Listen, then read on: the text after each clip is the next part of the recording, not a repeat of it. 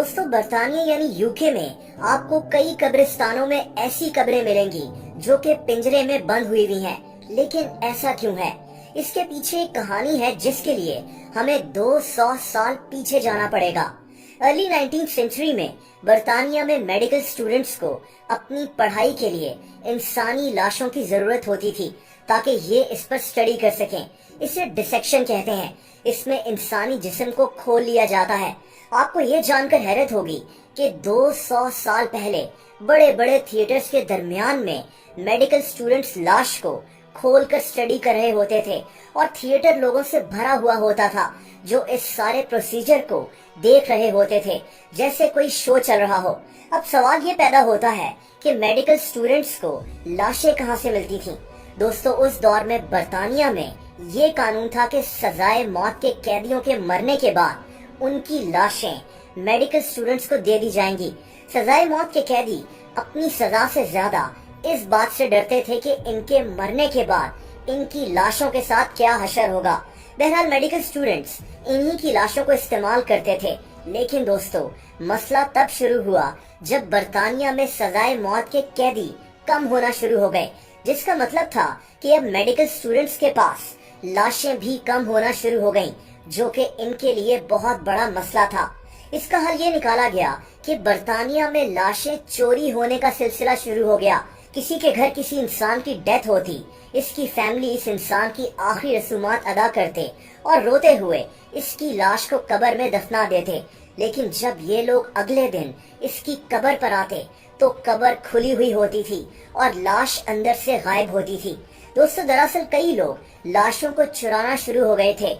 ये लोग ताज़ा कब्रें ढूंढते थे और फिर रात के अंधेरे में मुर्दे को कब्र से बाहर निकालकर मेडिकल कॉलेजेस को बेच दिया करते थे। इस काम के इनको अच्छे खासे पैसे मिलते थे। 200 साल पहले बरतानिया में ये एक बिजनेस बन गया था। आपको जानकर हैरत होगी कि ये इल्लीगल नहीं था, क्योंकि इंसान की लाश को किसी की प्रॉपर्टी समझा नहीं जाता था। इसीलिए ऐसे लोगों को गिरफ्तार करने का भी कोई फायदा नहीं था, क्योंकि अदालत इनको छोड़ देती थी। पुलिस बेबस थी और कुछ नहीं कर सकती थी।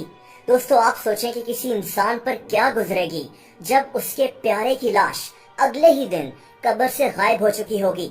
लोग बहुत परेशान रहने लगे थे, इसीलिए इसके कुछ हल इन्होंने ढूंढे। कुछ लोगों ने तो कब्रिस्तान में वॉच टावर्स बना दिए थे, जहां हर वक्त कोई गार्ड मौजूद होता था जो हर वक्त कब्रिस्तान पर नजर रखता था। लेकिन कुछ लोगों के पास एक और आइडिया था। अपने प्यारों की लाशों को चोरी होने से बचाने के लिए कुछ लोग कब्रों को पिंजरों में बंद करना शुरू हो गए। कब्रों के ऊपर लोहे के पिंजरे बना दिए जाते थे ताकि कोई भी इन कब्रों को खोल ना सके। जो लोग पिंजरे अफोर्ड नहीं कर सकते थे, वो लोग कब्रों के ऊपर भारी पत्थर रख दिया करते थे कि शायद इनके प्यारे की लाश चोरी होने से बच जाए। ये वही कब्रें हैं, इनको मोर्ग सेफ कहा जाता है। लेकिन दोस्तों, लाशें चोरी करने वाले लोग यहाँ भी नहीं रुके। इन लोगों ने हॉस्पिटल्स और कभी कभार तो लोगों के घरों से भी लाशें चुराना शुरू कर दी। दोस्तों, 1828 में सिर्फ लंदन शहर में 200 से ज्यादा लाशें चुराने वाले चोर मौजूद थे और फिर हालात और भी बिगड़ गए। चोरी से बात कत्ल तक पहुंच गई।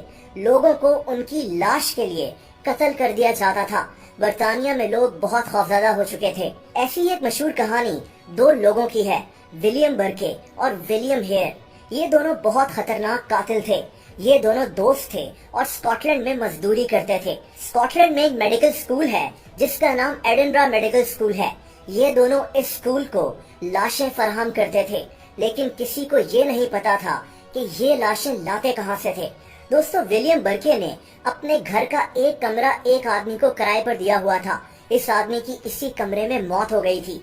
विलियम ने इसकी लाश को ही बेच डाला, जिसके इसे अच्छे खासे पैसे मिल गए और यहीं से इसके जहन में लाशें बेचने का ये आइडिया आ गया।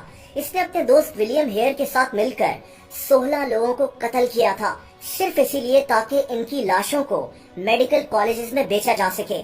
दोस्तों, वक्त के साथ साथ बरतानिया में ऐसे लोगों के खिलाफ सख्त कानून नाफिज हो गया और लाशें बेचने का ये सिलसिला खत्म हो गया।